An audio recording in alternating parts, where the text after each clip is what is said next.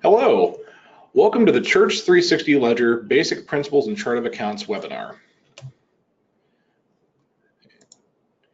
And my name is Jordan Bogart. I'm a software support technician here at Concordia Technology Solutions. You can reach me at jordan.bogart@cph.org or by calling me on my phone at 314-268-1338. I do want to note that all phones and microphones have been muted. So if you have any questions, please type them into that question window. You'll see there in your toolbar on the right side of your screen. You can just open up the questions window, type any questions you have there, and I'll be answering those throughout the course of the class, as well as Rod Kiles, who is my manager here at Concordia Technology Solutions. You can see Rod's contact information right here as well. So you can see there's his email address and his phone number. Both Rod and I have been here at Concordia Technology Solutions for several years. So any questions you guys might have, we should be able to answer for you. So we're going to go ahead and get into our overview of what we're going to be covering here today. So first up, I'm just going to be kind of running through our class agenda here. So when we look at this here, we're in the middle of our overview of what we're talking about, and then we're going to get into discussion on just some of the topics we'll be covering today. So we're going to be talking about basic accounting principles, getting set up with Church360 Ledger, just really getting started out with Ledger. So we'll have the discussion, and then we're going to have about a 5-minute intermission about midway through class. So plan on that about 10:45 or so, give or take a few minutes, just depending on where we're at in the content of the class. And then we'll pick up our discussion again. And in this part of the class, we're going to be covering entering accounts into your chart of accounts, and also how to enter your budgets and payees as well. So there's a lot of content here to cover today. We will be having a quiz at the end of class. This quiz, again, no pressure on this quiz at all. You are not being graded. It's just to kind of review the content we covered here today. So just to kind of act as a refresher for you guys. And then finally, there'll be time for questions and answers. Now you can ask your questions at any point during the session, but like I said, we have a Q&A session down here at the end of the session just to make sure you have time to get your questions in as well. So, all right, so what are we going to be covering today? First off, we're going to be looking at some basic accounting principles you should know when you're going to be using Church360 Ledger. So we're going to start with that, and then we're going to go through the process of getting started on your Church360 Ledger site. So that means getting logged in and just navigating through the site. And we're probably actually going to flip the orders on these here. Importing is probably going to come before getting started. It is going to come before getting started because we have to import data into 360 Ledger. If you're going to import data from Shepherd staff, this is where you would. That's the point you would do that at. So then we'll talk about setup, and that's going to entail looking at our different settings throughout the site, and also going to be talking about establishing books of accounts and fiscal years as well. So moving on then, after that, we're going to be looking at our chart of accounts. So we're going to be looking at all the different account types and what each account type does. We're also going to be talking about restricted funds and how those tie in. So if you're coming from Shepherd staff, especially, you'll be interested to learn about those. Those are something you might have used something similar in Shepherd staff. So we want to make sure we cover those as well. Finally, we'll take some time as well to cover entering budgets for our accounts and also entering our payees. After that, we'll go ahead and take our quiz that I mentioned earlier, and we'll have time for our Q&A session. So with all that being said, let's get started. I'm going to go ahead now, and I'm going to turn off the webcam here. That way it should give you more space on the screen to see what we're talking about here today. And we're going to start off today by talking about some basic accounting principles here. So the first principle of accounting I want to talk about that's relevant to Church360 Ledger is that Church360 Ledger is a fund accounting system. Now, what that means is each book, and a book is a separate accounting entity with its own assets, liabilities, income, and expense accounts. With 360 Ledger, you can have multiple books, and those will represent multiple entities in your system, and each entity of course has its own assets, liabilities, and income and expense accounts, which means each of these is going to have its own chart of accounts, and that means you'll be able to get separate reports for those books. So it's just kind of important to know each one is kind of its own thing. So these accounts are used to track funding given to an organization. So this is just, what that explains then is that just explains that, you're not going to, when you put money into an account in a book, it's just going to that entity. It's not going to any other entities. And one final point on fund accounting, any money transferred between books should be considered a loan that is to be paid back unless it's a gift. So typically what you're going to do is with that, if you let's say your church loans some money to your school, then you need to record that fact on both ends and basically say, okay, the church is giving out this money here, and the church is giving this money out to the school, and we're expecting it back. And then the school should then say, okay, we received this money from the church and we need to pay it back. Karen, unfortunately, no, we will not. You cannot import from QuickBooks. That's not a possibility at this time, so I do apologize for that. Okay. Next thing we're going to talk about is that 360 Ledger is a cash accounting system. So there's kind of either a cash accounting system or accrual accounting system. So what that means here is that income is recorded and recognized when it is received. So we find that this is really best, and the same is true of expenses as well. So so we find that beneficial for churches, especially because it's easier to track money coming in and going out of your church in general, because right then and there, okay, this is when we spent the money, this is when we earn money, and so we're not getting ahead of ourselves effectively. And so it's a lot easier to explain to your congregation and church council, because in theory it's going to match up with what your bank account. You're going to be able to kind of trace everything back to your bank account and say, okay, well, here's where we're actually at with our money right now. And it's also safer because you won't run into cash flow problems when several accounts come due at the same time. So, if you with the accrual system, you kind of put in expected gains and expected losses, and that's where you can run into just a little bit of trouble. So we find for churches, cash accounting is really the best way to go. So next principle we want to talk about here is the finance year, otherwise known as a fiscal year. So what a finance year is, it consists of 12 consecutive months. So this is kind of a time period for your church accounting. So you can kind of do it in one of two ways. You can do this as a calendar or non-calendar year. Most churches run on a calendar fiscal year, so from January 1st to December 31st. But you have other ways. You have other ways of doing it too. And we just have here as an example. You could run your finance year from August 1st to July 31st. And there's different reasons a church might do that.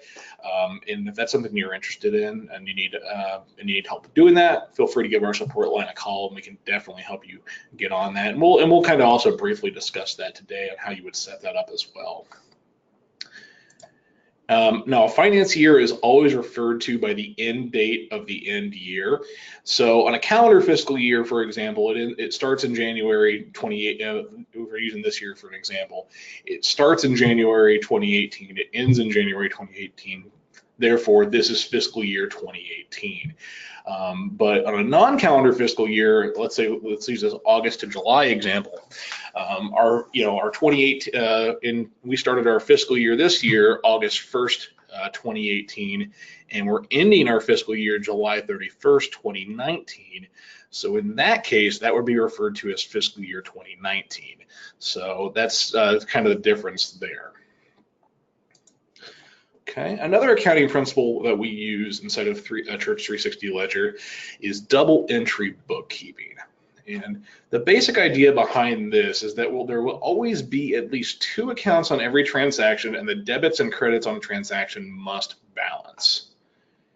So an example of this is when a deposit is made and money goes not only into the asset checking account, but also goes to an offset account that shows where that money was from or what it was for. So I always like to explain this to people just by saying you kind of have to basically you want to know not only I have this money, but I also want to know how this money got there. So that's why we have that double entry bookkeeping system. It really, I feel it's a great way to better understand the flow of your money through your systems, and it makes it just kind of easier to explain all around how your money is being used. So with that, let's go ahead and actually go to 360 Ledger. So that's just kind of some basic accounting principles we follow here in 360 Ledger. So I'm going to pull up our Ledger site now. Okay. And so I've set up, so what I've done here is I've set up actually a brand new Ledger site, and we're gonna kind of go through what it's like to start from scratch here in 360 Ledger. So as you can see, this is the screen you'll first see whenever you receive an invitation to Church360 Ledger. So I'm just going to go ahead and put in my information here. So I'm going to put in my email address and my password. Just a second here.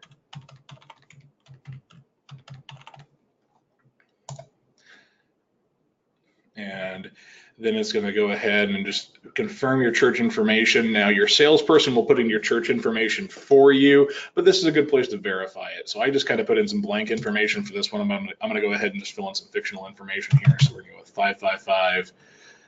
Actually, let's go this way. We'll 555, 555, 5555, and this is at 555 Wood Street, St. Louis, Missouri, 63118.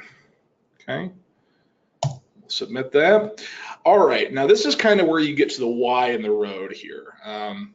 So there's kind of two ways you can go about this. Now, if you're starting from scratch and you're not importing from Shepherd's staff, you're going to use the option here on the left. So the option here on the left, how it works is you are going to go in here and you're going to name your first book. Now, you don't want to leave it as your book name. That's not very descriptive. It's my recommendation that you for your first book, you probably just use your church name, or maybe you just call it the general fund or something to that effect. So in this case, we'll just call it Christ Community Church. Okay. You'll pick the starting month of your fiscal year. So this is a place where you have the opportunity, if you have a non-calendar fiscal year, you can pick when you're starting your fiscal year. So just pick that. And then you enter a start date for your book. And what that's talking about is when you start putting in, this is the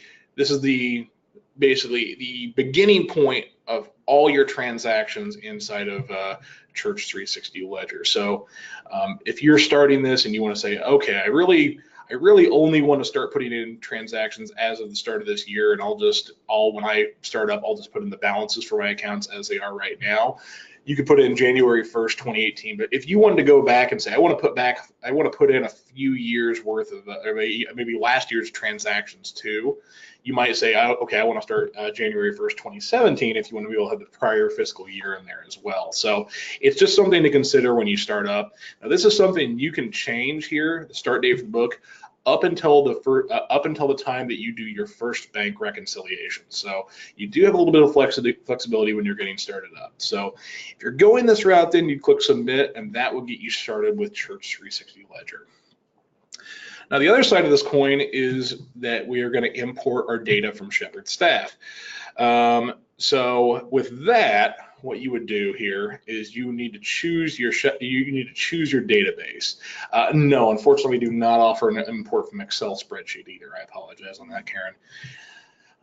But you need to select your Shepherd staff database here at this point. So now to find this, you can actually go into your Shepherd staff software, and then you can go to the settings menu and then go to locations, and you can see where your Shepherd staff database is at. Now, if you have trouble finding your Shepherd staff database, give our support line a call at 1-800-346-6120, and we'll show that number again later in the webinar towards the end. So if you have trouble finding that, you can also see it right here too.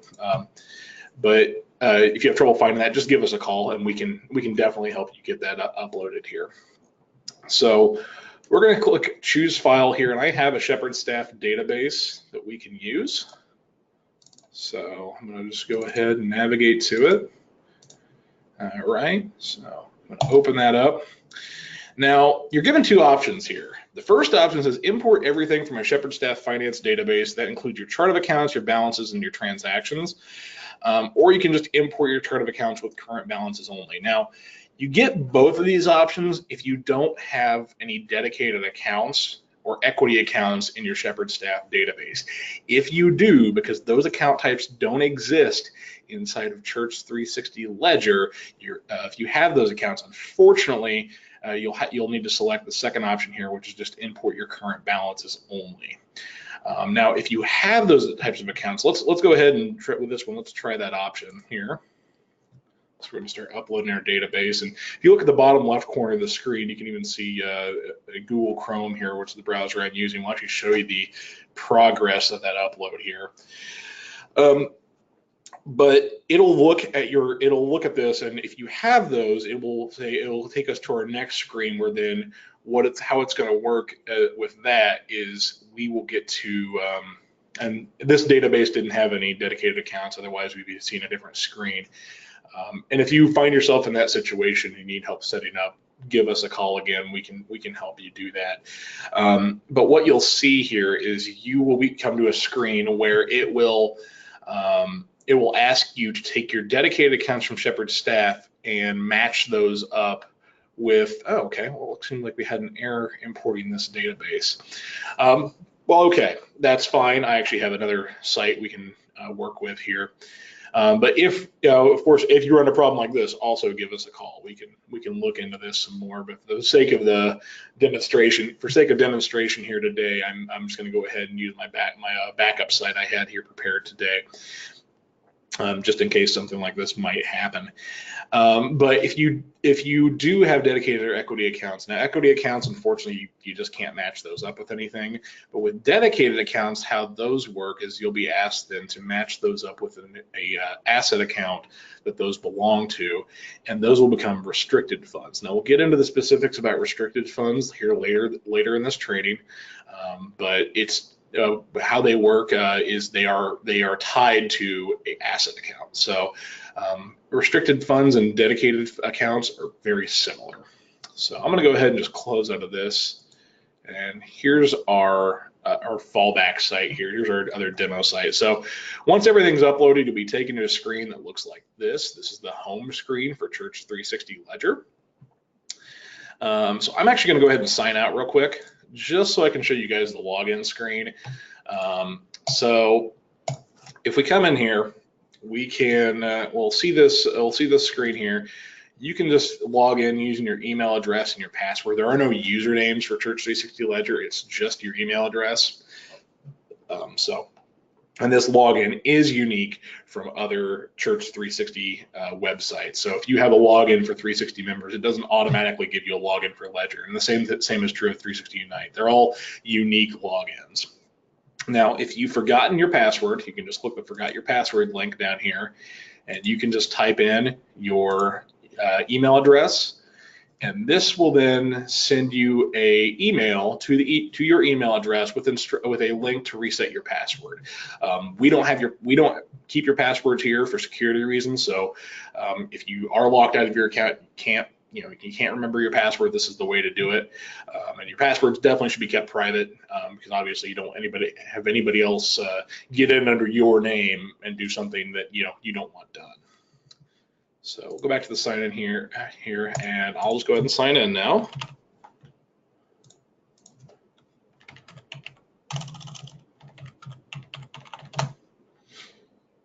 Okay, you'll also see this little link up here. This is actually Google Chrome coming in here. It's asking if you want to save your password. If you're on your own personal computer and you're the only one who uses it, and at your home, this might be a good idea to just save you some time. But if you're, maybe at the church office where multiple people use the same computer, or if you're accessing this site from like a public location, let's say maybe you're in the library and you're accessing from there, you probably don't want to save your password. Again, it would invite security problems, because then the next person who comes to use that computer, if they come to your Church360 Ledger site, all of a sudden they can get in. So you definitely don't want that. So I'm going to go ahead and just say never here. I don't want to save my password here. Okay, so next thing we're going to look at here is this is going to take us over to, like I said, our home screen here. So I just want to kind of go along the top bar here and explain everything we have here along this top bar. So first up, we have the ledger icon up here. If you ever need to get back to the home screen, simply just click this icon and it will take you back to this home screen. So if I were to go to look at my chart of accounts here, for example, and I want to get back to the home screen, I simply just click on home and it takes me right back to the home screen. So you can always get back here just by clicking that button. Next thing you'll see is your list of books. So right now we're in the Christ Community Church book, and a second book has been created called School. So if you want to switch between books, this is where you do it. You just click on this drop down icon here, click the book you want to go to, and it takes you over to the other book. And you can see it's completely different. It has a different set of transactions, and the chart of accounts is different too. It doesn't have anything in the chart of accounts for this right now, but so it just kind of reinforces the idea that the chart of accounts is different. Depending, your chart of accounts is different between books. They're their own unique entities. All right, next icon we're going to see here looks like a printer. You can see it has 3 notifications on it right now. If we click on it, this is our print queue. So when you write checks inside of Church360 Ledger, you're given the opportunity here then to print those checks out.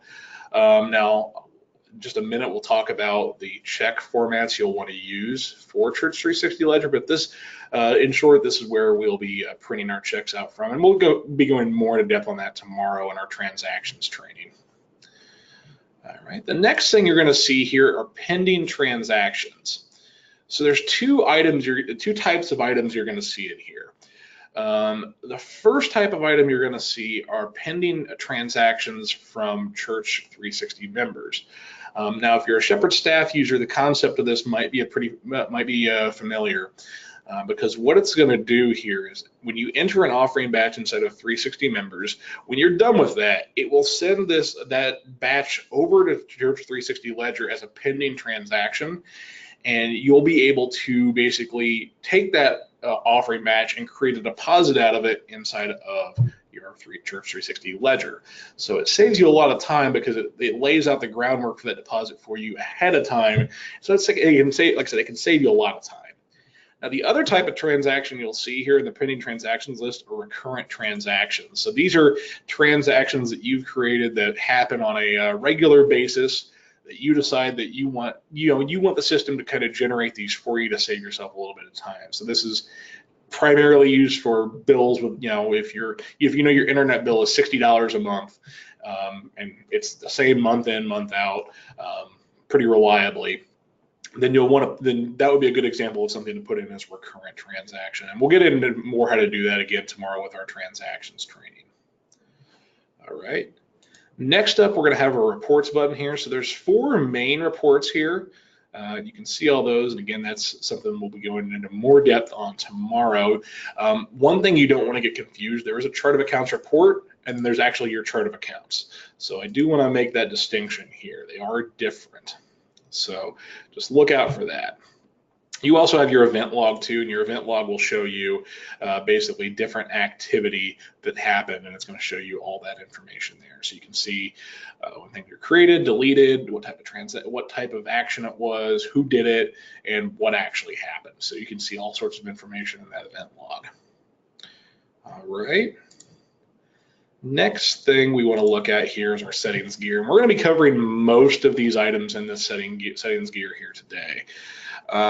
So the first one I want to look at here is our general site settings. So if you click on general here, this is going to take us to our general settings for the website. So when we look at this, it's going to have a few pieces of information here. First up, it's going to have the name of your church.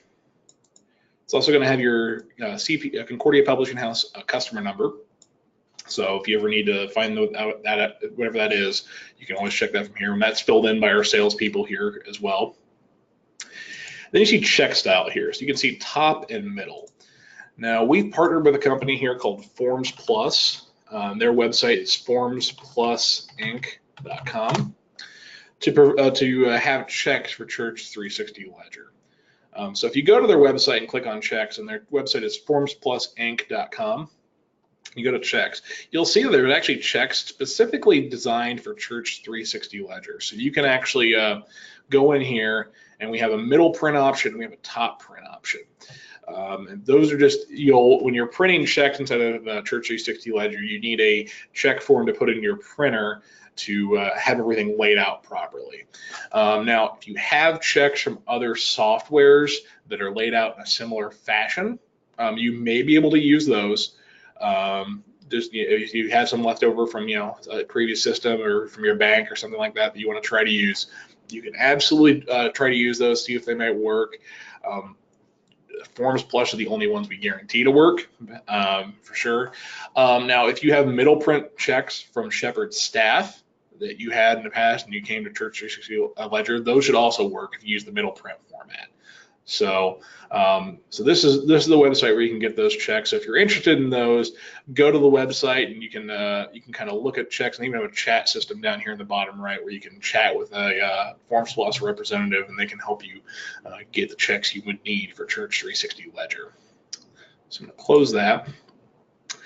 Now you also have the option of using two signature checks. So if your church uses double signature checks here, and as a sort of security means, you can absolutely do that here. Just check off that box to do so.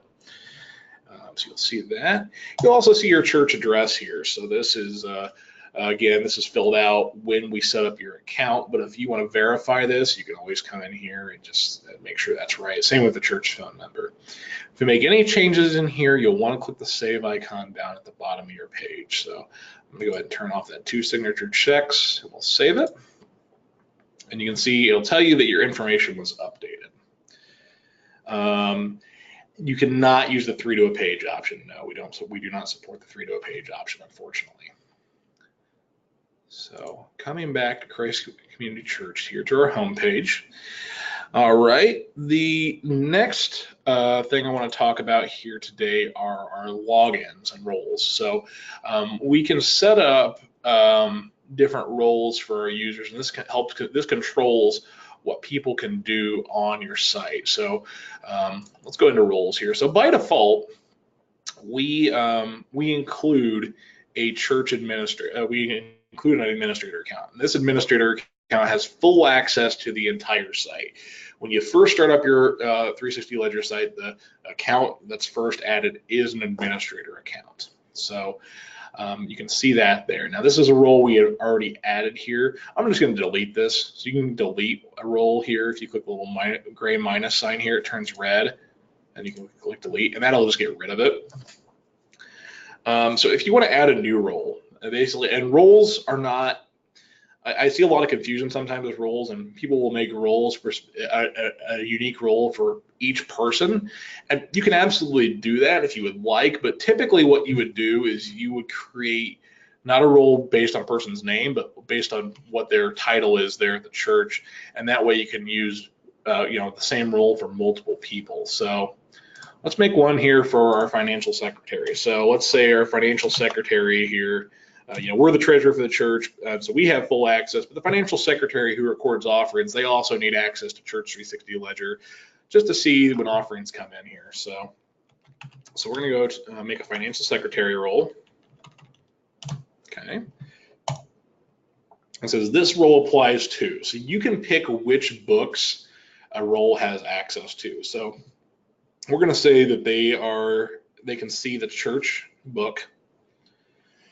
And there's then a whole list of permissions we can select from. So first off, can manage chart of accounts? No, but we're going to say that no, they can't manage chart of accounts because really they're just meant to see just certain, they're really just meant to look at the system, not really change anything about it. So we're going to leave that off. And same thing with recurring transactions.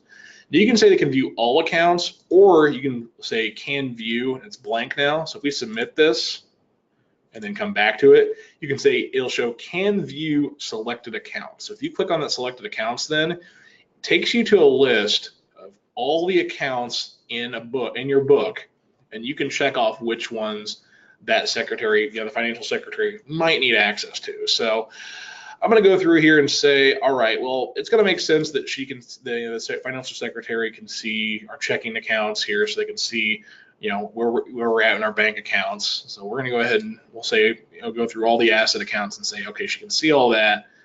But then maybe she doesn't need to see the liabilities, because really that's not part of the role that she has at the church.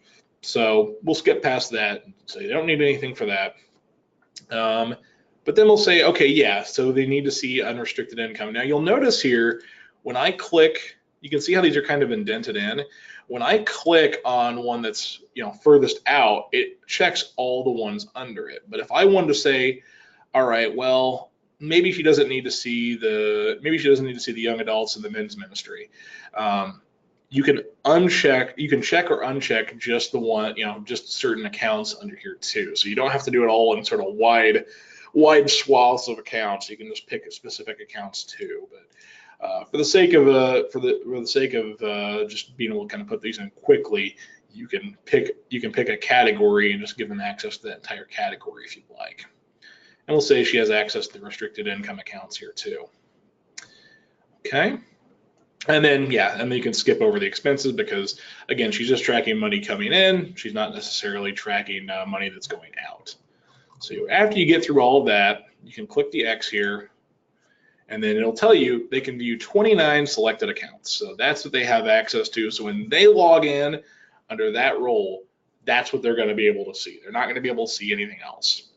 There's also transaction permissions here as well. So you can say if they can create deposits, payments, transfers, checks, journal entries, if they can go back in and edit transactions that have already been created, and if they're able to print checks. So if you need to do any of that, you can check that there. So when we're done with that, we'll click submit, and then that adds that role. So this financial secretary role simply just meant for viewing a few accounts. So now if we wanted to actually add an account for login, we can click on the gear here in the top right corner of the page, and we can go to users. Now you're going to see first off all the users that we already have here. So how this works then is we would actually invite them to the website. So let's say we were going to add somebody into the website here. So let's go ahead and click add a new one here. And we'll just say the fictional test at test.com.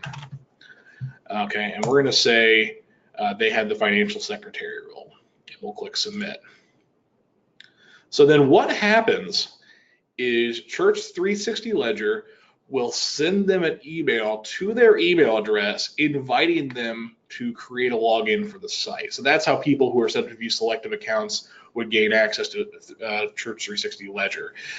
They would go ahead and they would get that email. That's going to give them basically access to create their own account, and then they can just come to the Ledger site that you've set up. So you can see this one's called learn.360ledger.com. Your church's one will be called whatever the subdomain you've selected. And so learn, here's the subdomain, .360ledger.com, and then they can sign in using the email address and password they set up when they set up their account. So you can see that there. Same ideas applies for deleting accounts. So if you want to delete a login, just click on the minus sign here and click delete, and it gets rid of it. Now, if with this, let's say a person, you send them a login and they kind of sleep on it for a little bit, and the invitation kind of gets lost in their email. If you need to send them a new invitation, just click this resend invitation option, and that will send them a brand new invite. And that will inactivate any old invites they've been sent.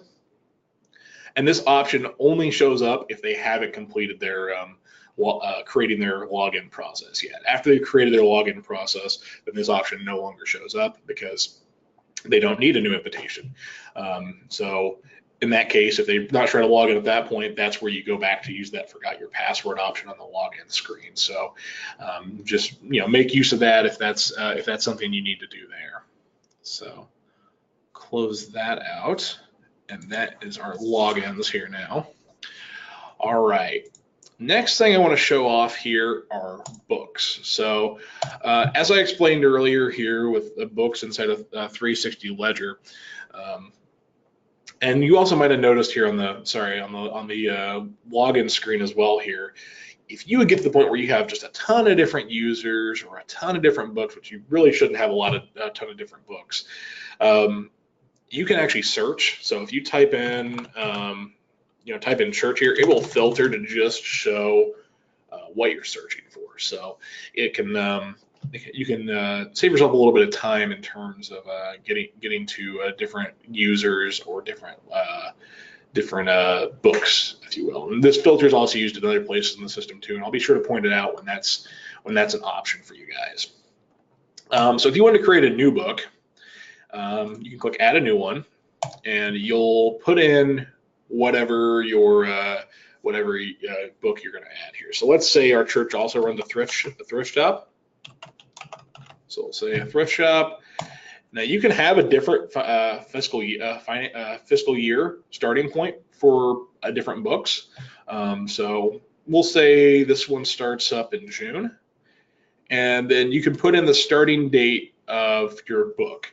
And now remember when we talked about setup earlier, this is the earliest date that you can enter transactions on. And this can be changed up until the first time you reconcile your bank accounts. After you reconcile your bank accounts, that kind of locks it in, and that's sort of a safety feature in our system. It makes sure that because once you've reconciled your bank account for the first time, you're verifying that my beginning balances are correct, my starting point is correct, I have the information here, and I verify that it's correct here. So once you've done that, you kind of shut down the ability to be able to change that date later, because obviously we've told the system these numbers are good, and if we try to change that later and change the date and try to put in more transactions behind that, or try to move the date forward and erase data, the system isn't going to let us do that then, because it's going to say, well, no, we verified these numbers are good. So be careful with that when you're getting started up. Make sure you have the starting date you want before you run that first reconciliation. Okay, we'll click submit, and that adds that into our system. Now with books, like I did mention, you don't really want to have a lot of books. You really, when you're creating your books for Church360 Ledger, really for the majority of churches out there, I would really only recommend that you have one book. Now, there are certain situations where you might need more, like what I'm showing here. Like if your church has a school that runs a separate set of books, a separate chart of accounts, that would be a good reason to have another book. Same thing with like a thrift shop. But where I see a lot of churches get a little bit confused is they'll create a book for each checking account they have. And you don't need to do that because you can have multiple checking accounts in the same book. That's fine. There's no problem with that.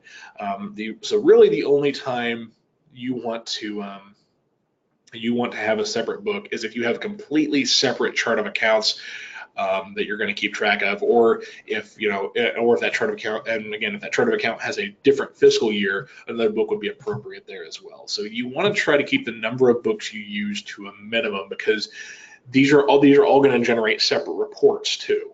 So it's difficult to get combined information on things if they're not in the same book, because then you have to end up exporting information out, and then at that point, and putting it together inside of Excel. So it can get a little messy if you have to do that. So definitely keep your books to the minimum that you would need.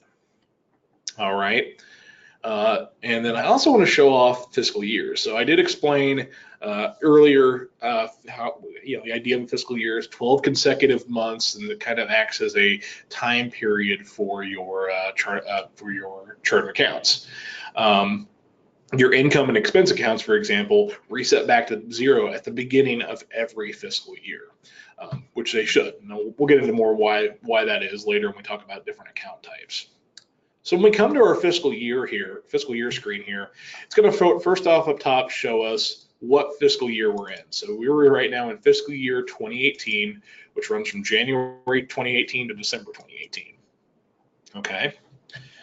Now it's always assumed here when you look at January, it says January to December. That means it starts on January 1st and it ends on December 31st. So it always ends on the last day of the month and always begins on the first day of the month. Something to keep in mind. Now, when we look at this here, I'm going to skip over this part for now. We'll come back to it. When we look at this is going to show us the history of all the accounts, of all the fiscal years we've had in the past. And so I want to explain the different buttons we're going to see here. So I'm going to just click this for right now. Okay, so first off, you'll see a gray lock icon. That means that fiscal year is locked. You're done with it. It's not open for you to edit at this time.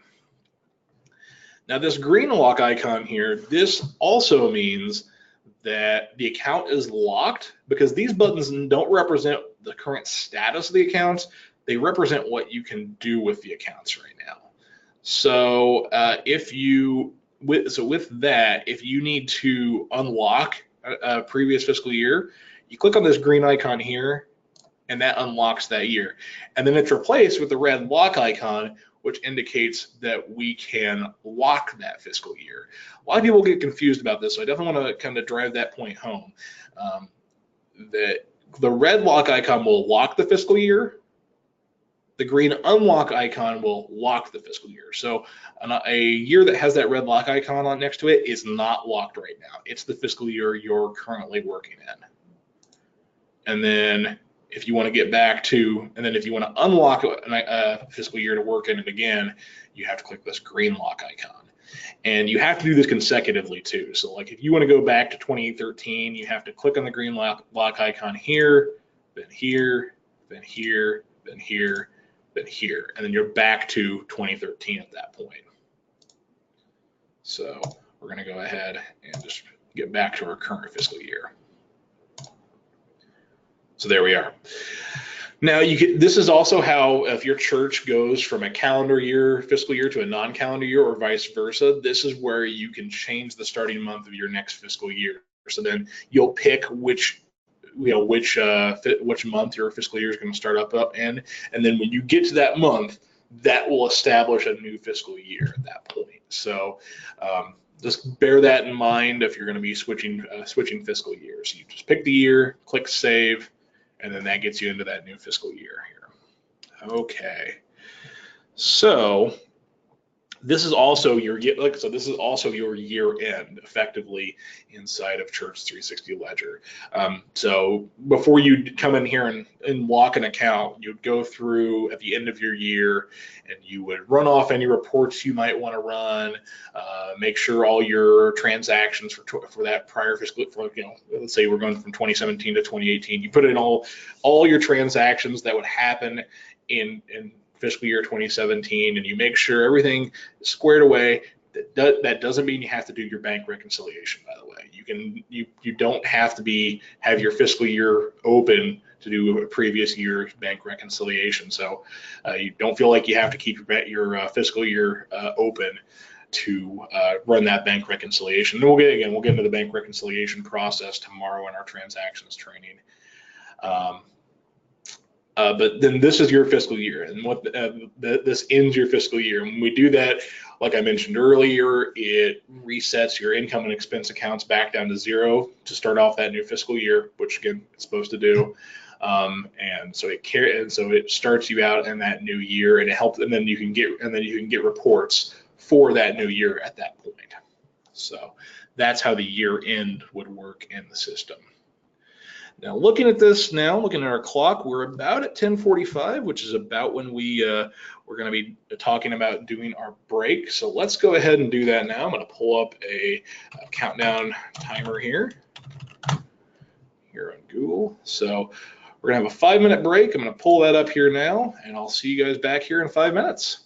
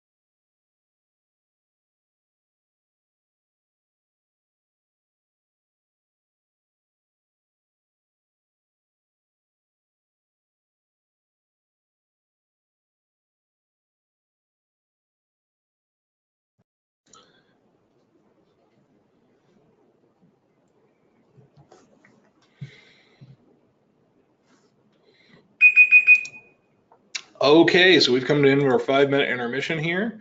Let's go ahead and get back into it here. So we're going to go ahead and actually switch back to our PowerPoint for a few minutes here.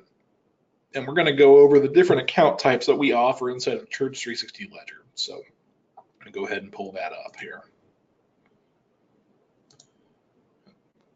There we go. So sorry about that. Okay, so account types. So this is going to go into our building our chart of accounts here inside of Church360 Ledger. So we pull that up here. So the first account type I want to talk about are assets. So assets are what your congregations own, and there's two types of assets. You have your current or monetary assets, and then you have your fixed or non-monetary assets. So basically, other term for it, your monetary assets are liquid assets. It's what you can turn, it's what either directly is cash or something you can turn into cash relatively quickly. So things, we're talking about, of course, money and checking and savings accounts, your certificates of deposits, and then also stocks are all examples of current or monetary assets. The other option you have here are fixed assets or non-monetary assets. And not every church will actually go ahead and fill these in for Church360 Ledger. They may or may not do this. So it's up to you if your church wants to do this. But so your fixed assets would be things that you can't quickly turn into money, but they do have value. So of course, your buildings, your land, and any equipment. So like your church's or pipe organ, or your or maybe you have a church van or something like that. Those would all be examples of fixed or non-monetary assets. Now, along with assets, and I did mention this earlier, we have restricted funds. These go with your assets.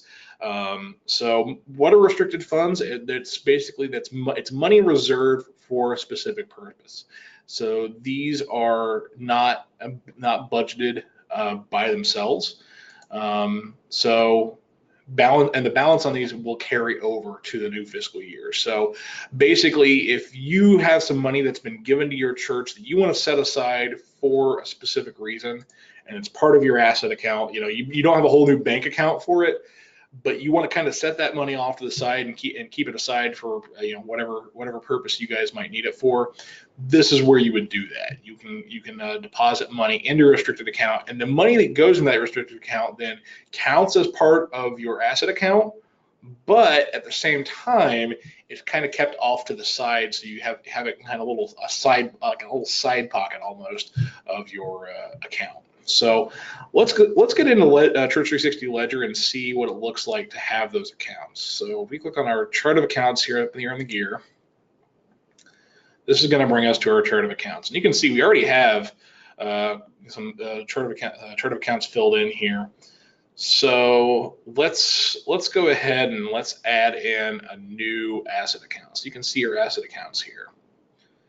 So let's say we're going to have a new checking account here. So we're going to call this First Trust Checking. Now with account numbers, if you come from Shepherd staff, they are required, and we can see that when we imported these in, the account numbers actually came with our import from Shepherd staff. But account numbers are actually not required inside of Church360 Ledger. So if that's something you want to skip, you can, but you can certainly use these as well. Just know that account numbers don't show up in most areas other than really your chart of accounts. Now, if you want them to show up, though, you can add them directly to the account name, like we did here with use checking. So it's up to you if you would like to use those or not. So and another thing to note, these account numbers don't have to be your bank account number, your bank account number that you have at your bank. In fact, I wouldn't recommend that you would do it that way. So we'll say, the account number is 011040101.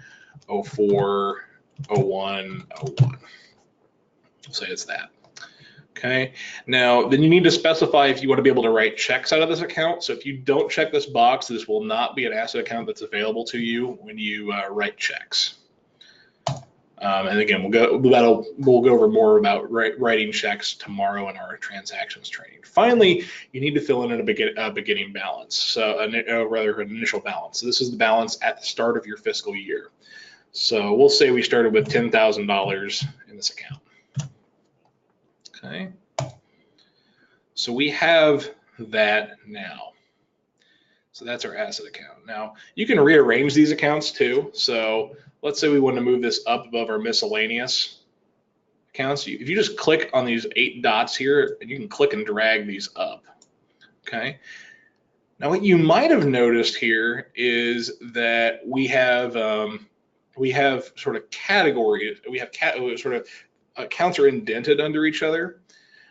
You can group accounts under each other using categories. So you might have noticed an option that says category here. So let's go ahead and do that real quick. So let's say we'll add a new category, and we'll just call this First Trust. Submit that. And I'm going to go ahead and drag this up over First Trust Checking. And then what I'm going to do with our First Trust Checking is I'm going to click and just drag it over to the right. So you can see that red arrow moves to the right, indicating where it's indented at. And if I drop it here, then you can see it shows $10,000. Now, that doesn't seem too impressive right now because, of course, the only account under it is First Trust Checking. But let's look up here at our Central Trust. You can see here it shows all these different accounts, and then those all roll up into Central Trust Checking. And then from Central Trust Checking, you can see Youth Checking is also under the checking account category here. So that rolls up into checking, and then you can see multiple accounts are under the Central Trust category, which includes our savings. So that all rolls up into the total amount for our Central Trust category as a whole. So this is a good way to organize. This is how you can organize your accounts under each other. This is also the way that when you're navigating, and again, this is more, we'll go into more depth on this tomorrow, but when you're navigating to different accounts from your home screen, this is kind of the path you'll follow. So you'll see assets first, and then you'll see your Central Trust category, and then you can click into that and see your checking category, and you can click into that and see your Central Trust checking, and then you click into that. You can see all the accounts that are under all the restricted funds here that we have that are under your Central Trust Checking. Now that's another thing we need to mention here is adding restricted funds. So if we click the new restricted fund option here, this is going to create a new restricted fund that's under the First Trust Checking. So let's say we have we'll go ahead and call this a organ fund. We're going to go ahead, and Church is going to be buying a new pipe organ. They're keeping the funds inside of the First Trust Checking account. So we click Organ Fund. This is going to create not only the restricted fund called Organ Fund, but it's also going to create what's called Unrestricted First Trust Checking. What that means is basically, this happens only the first time you add a restricted account to an asset account. This is basically showing the money that is in the First Trust Checking that's not restricted here, and then it's going to show you the organ fund, which has no money in it right now. Now, when you create a restricted fund, it starts with a $0 balance, and then you need to transfer money over to it. Again, we'll get into. I feel like I'm kind of a broken record today, but we'll get into more of that tomorrow in our transactions training on how to transfer money into these accounts. So if you want to. So basically, you'll create your account, and then you will transfer money into it. And you'll transfer from the unrestricted portion to the restricted portion, basically, and it'll show that there's less money than that's unrestricted than at that point. So that's the asset account. So you can see you create your asset accounts. You can create any restricted accounts under your asset accounts then at that point. And it will then work in such a way to roll up into those categories. So you can see those there. So let's talk about our next account type now. So back to our slides here. So go to our next slide. Sorry about that.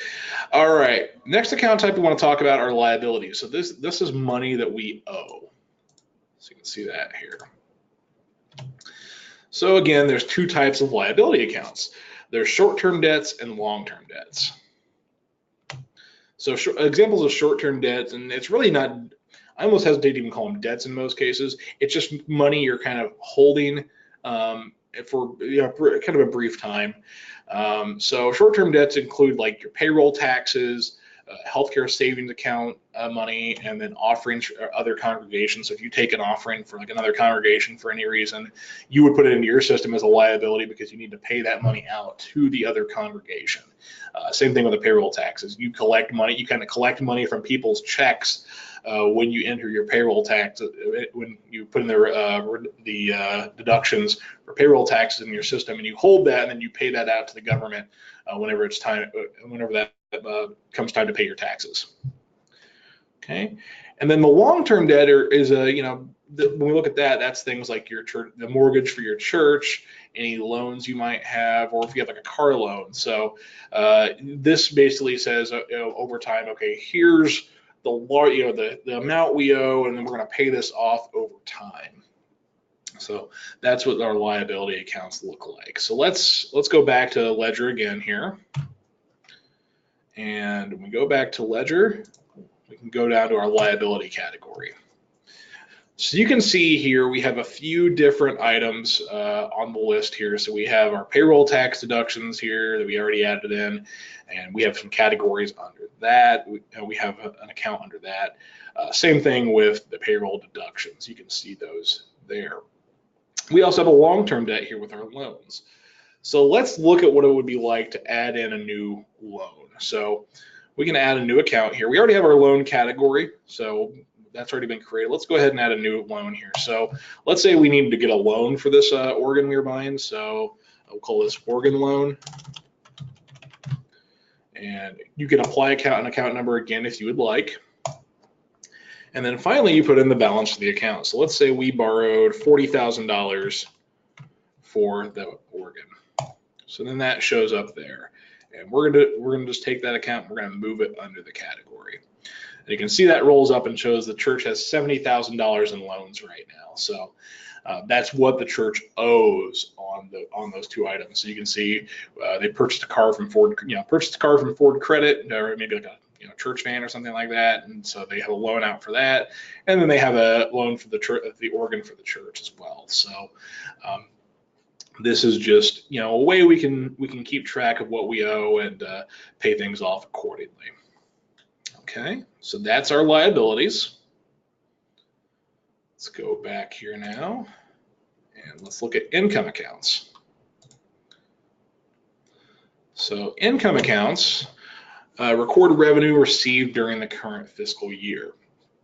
So as I mentioned with these are actually budgeted accounts. So income and expense accounts are the only two types of accounts that you can apply budgets to. You can't apply budgets to assets or liabilities because those don't roll over at the start of every year. Those roll over at the start of every year. These clear out at the end of every year. So what's some examples of this? It's your offerings, it's interest earned on bank accounts, it's rental property, and again, like I mentioned, it does zero out at the end of every year. So let's take a look at income accounts now. So if we come down to income accounts here, this is gonna show us our whole list of income accounts. And you'll notice we have two categories here that we've created. We have an unrestricted income account and we have a restricted income account.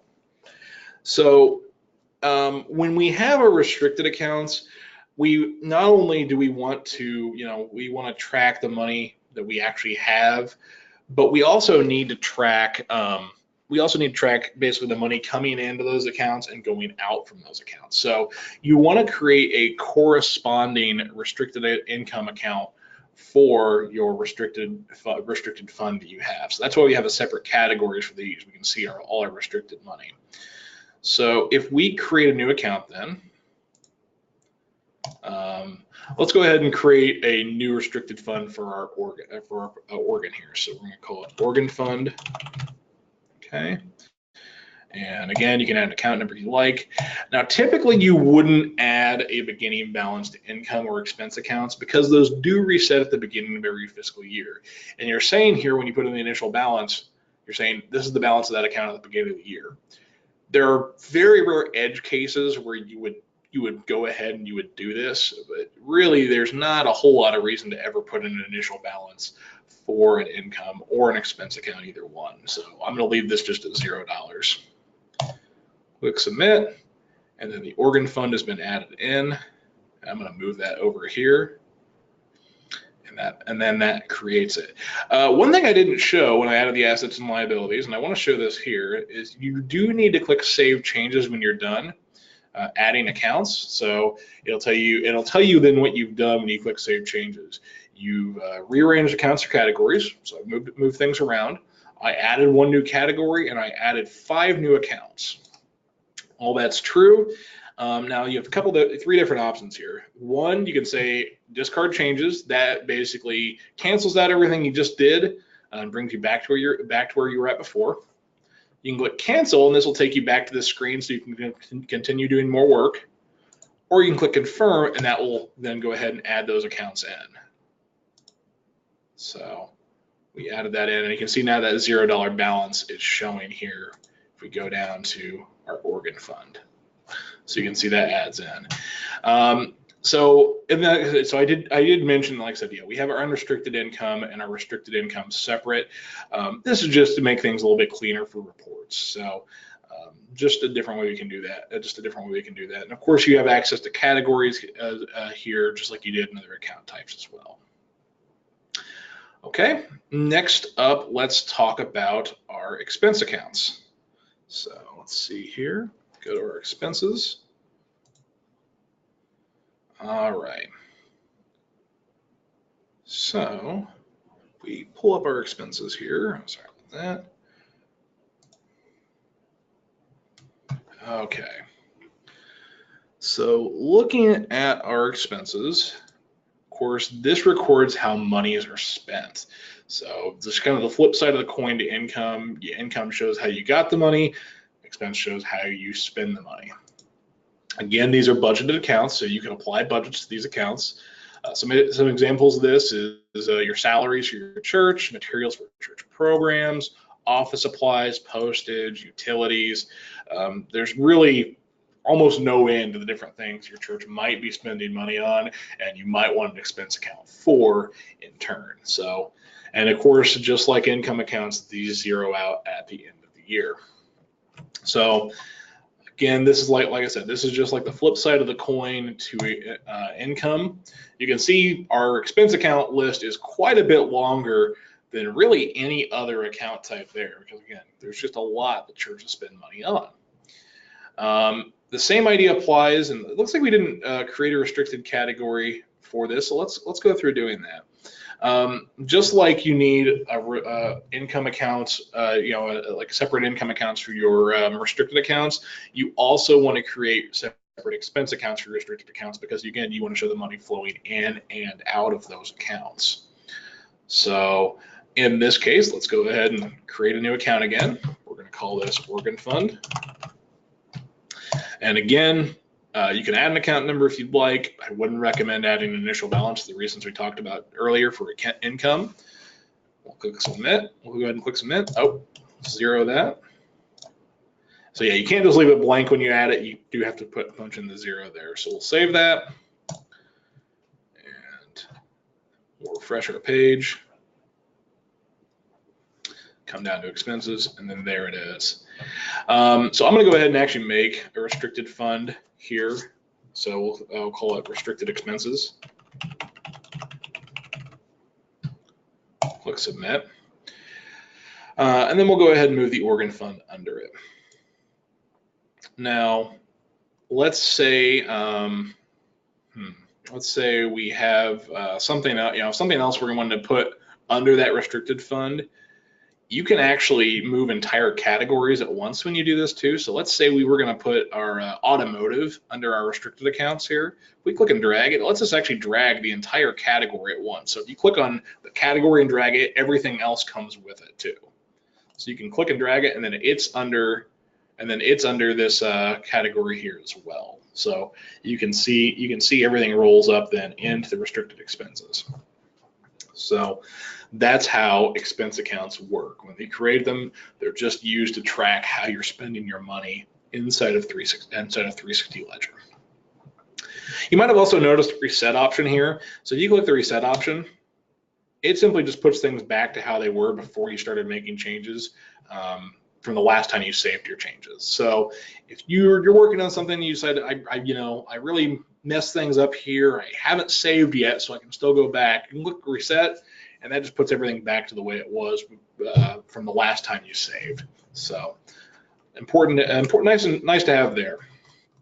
Okay, just a few more items I want to cover here today. Next thing let's talk about here is our budgets. So as I just mentioned here earlier, budgets, how they work, they work with income and expense accounts. So if we look at this here, you can see all the year's budgets you guys have in the system, and it also then shows you the next fiscal year coming up. So if you want to go in and work on your next year's budget, you can do that in advance. So you do have time to do that. Now you're given a couple options here to kind of help you along your way of building your budget. You can use last year's budgets if you just want to copy the previous year's budget into this year and then maybe start working from that. Or you can use last year's actuals. And so you can see when you click last year's budget, it brings it in like that. Or you can say last year's actual. And then the last year's actuals, then that's what when we talk about last year's actuals, that's what was actually put through those accounts. I hate to even use that term, actually put through those accounts, but that's what actually came through those accounts in the course of the year. So budgets are what we expected, actuals are what actually happened. So you can see here, we go down to the bottom and we click save changes, and that will save our budget. We have that same reset option too. So I'm going to go ahead and reset this. Now something else you can do here. Let's switch back to last year's actuals again. And we're going to go ahead and export this out to Excel now. So this gives us an option to take this out to Excel. What we can do this is we can then open up our budget here in Excel, and let me pull that up. So this enable our editing. Oh, I need to save first. I apologize about that. Let me go ahead and do that really quick so it actually pulls in our numbers. Okay, so now it's saved, and I'm going to export to Excel again here.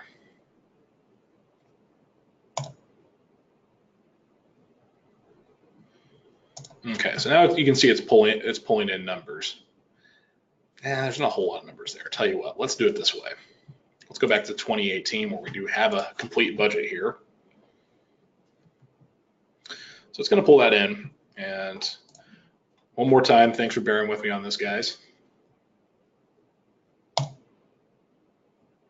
Okay, so this gives us a more complete view of some budgets here. So you can see those all there.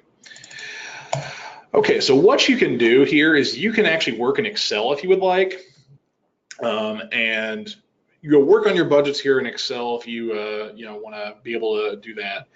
And then when you're done in Excel, what you can do is you can just click and drag all your you can kind of click and drag over this entire thing. I'm going to copy it. And what you should be able to do here, let's go to 2019, which I'm going to go ahead and so you can click in this spot here and paste, and then it updates your budgets to bring the figures in then at that point. So you can see that brings the money in. So you can do that. Now, if you're going to work here inside a ledger, it does work. There's kind of a couple different ways you can work with this. So you can go month by month if you want. So if you want to enter the budget in for each month, so we expect to take in, maybe $50 in January for our vacation Bible school, and then maybe $40 in February. You can go month by month, or you have the option here then of actually just putting in the total budget for the year, and it'll split it up as evenly as it can. So let's say we plan to spend, let's go to an account we don't have anything in here. Let's say we plan to snow removal for the course of the year, we expect to spend $300. So you press enter, and then you'll see it splits the money up just as evenly as it can across the 12 months of the year.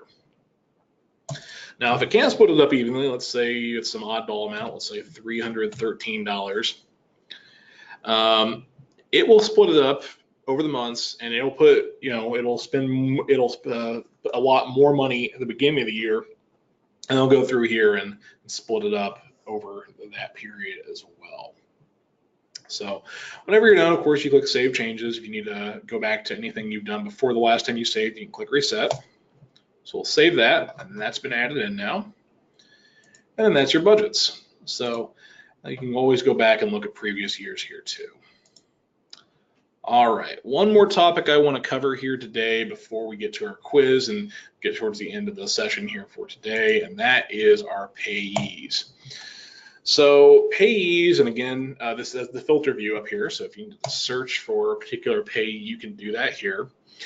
Payees are basically what they are. If you're coming from Shepherd Staff, they're very similar to the idea of vendors from Shepherd Staff, and in fact, that's where all these payees came from. We imported them as vendors from Shepherd Staff, but they just represent basically people that you would pay money to, and that includes your employees, it includes companies, anybody that you would be paying, your church would be paying money to is considered a payee. So, of course, you can filter any of your payees, but just typing in, what information you have there. If you scroll down, you can add a new payee. And when you add a new payee, how it works is you put in the employee's names, or the person's name if it's a person, or the company's name if it's a company. So we'll say I'm gonna add myself in as a payee.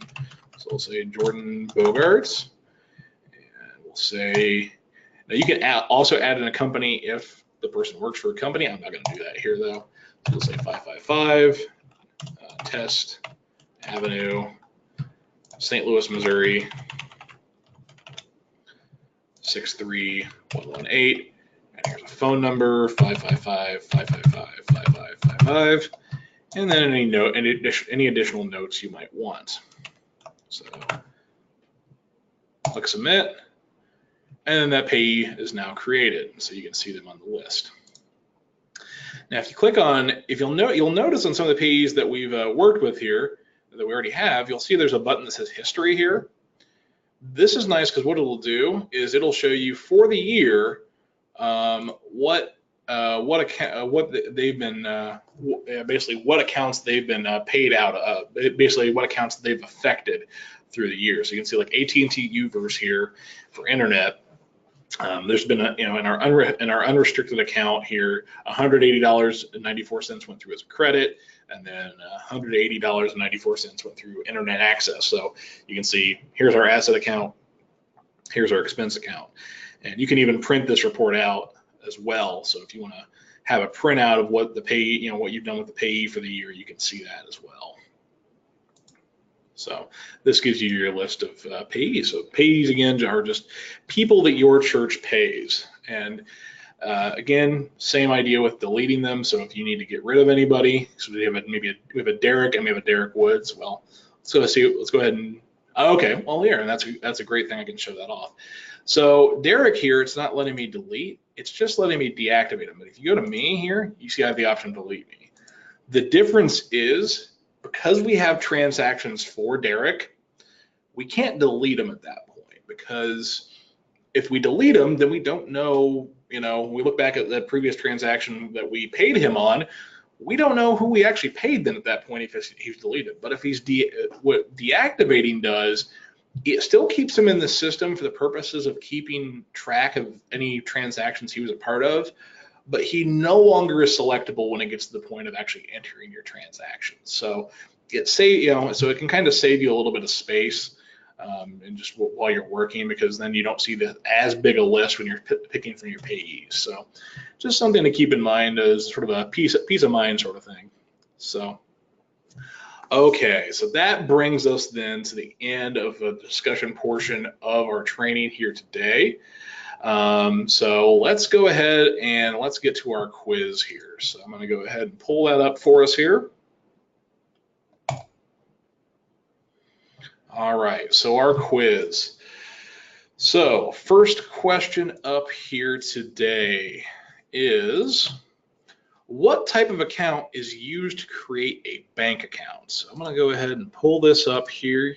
So you're going to see a poll window come up here where you can answer this question. What type of account is used to create a bank account?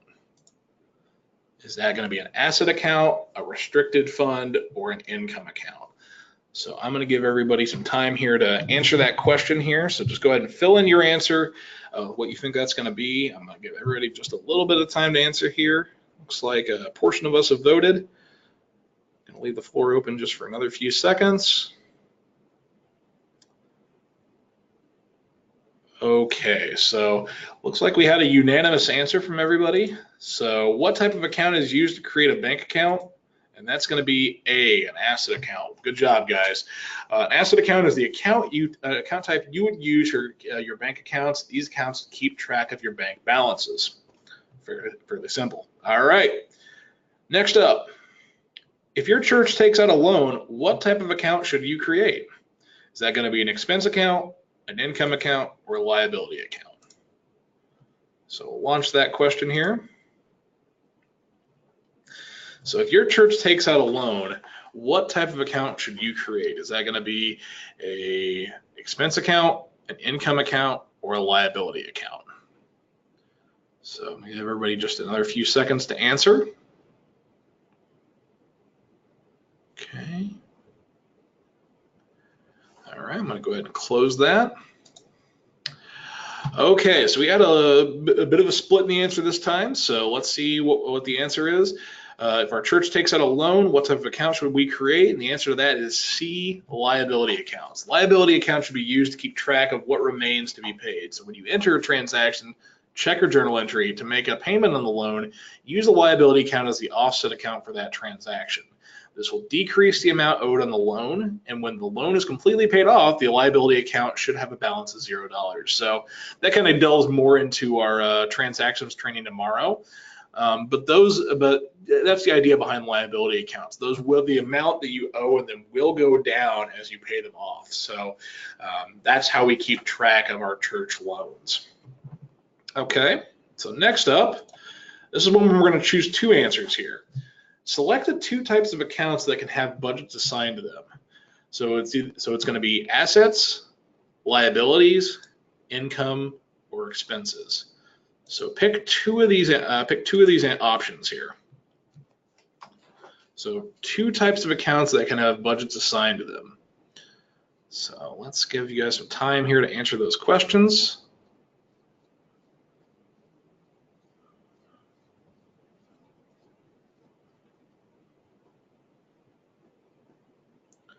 Give you guys just another few seconds here to answer. All right, looks like we got our answers. I'm gonna go ahead and close this out.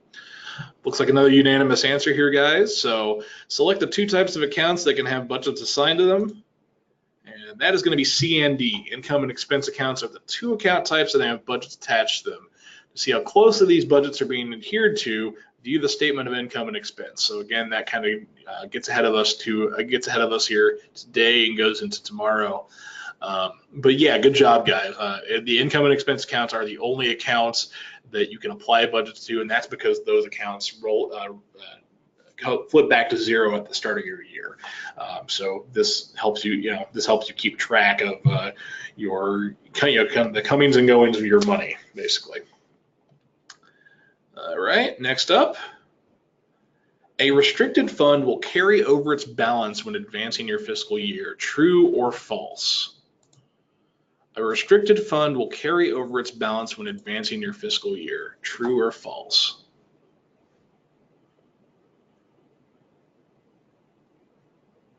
All right. Looks like the votes are coming in here. All right, just another few seconds for everyone to answer. Okay, I'm going to go ahead and close this poll. Everyone had an answer pretty quick on this one. A restricted fund will carry over its balance when advancing your fiscal year. Another unanimous answer from you guys, and of course that answer is true. Good job, everybody. A restricted fund will carry its balance into the new fiscal year when the fiscal year is closed, and that makes sense. The amount of money that you have set aside doesn't change. at the beginning of a new fiscal year. You still have the same amount of money set aside for whatever you're going to be using it for. But remember that restricted funds, in order to keep track of them, they'll have income and expense accounts too that that you can apply budgets to. You don't have to apply budgets to them if you don't want to, but you can if you would like. Okay. All right, on to our last question here now. The balance in a restricted fund is stored in an asset account. True or false? The balance in a restricted fund is stored in an asset account. So,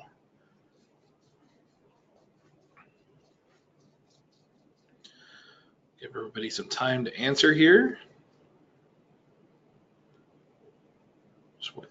Got a few more seconds here to vote. All right.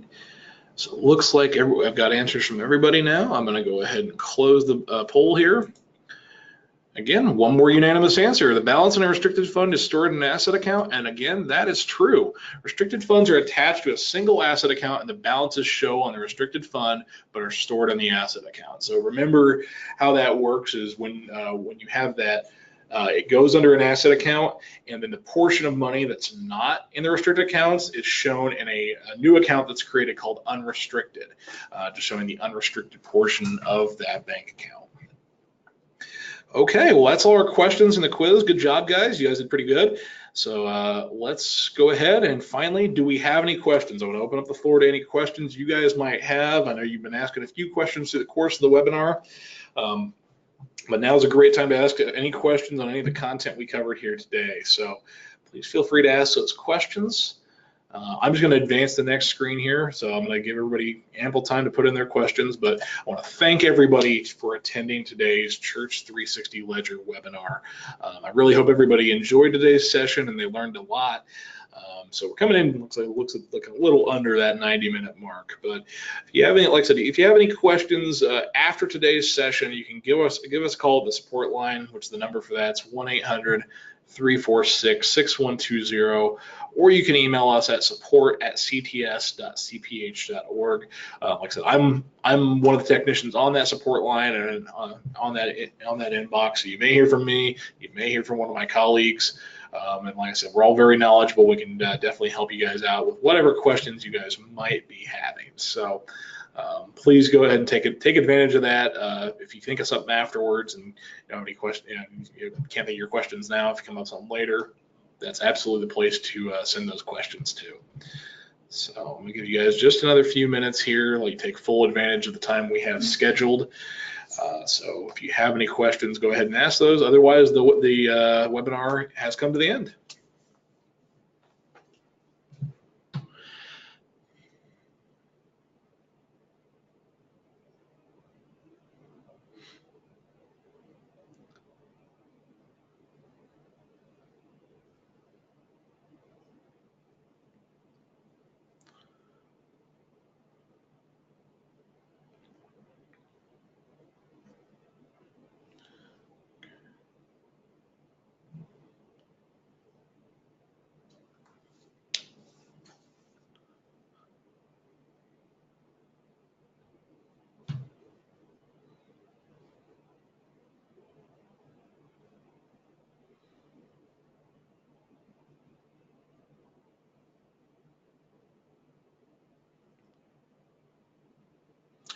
Okay, well, it looks like no other questions. So I'm going to go ahead and end the webinar.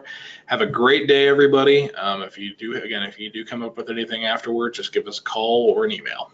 Have a great day. Take care.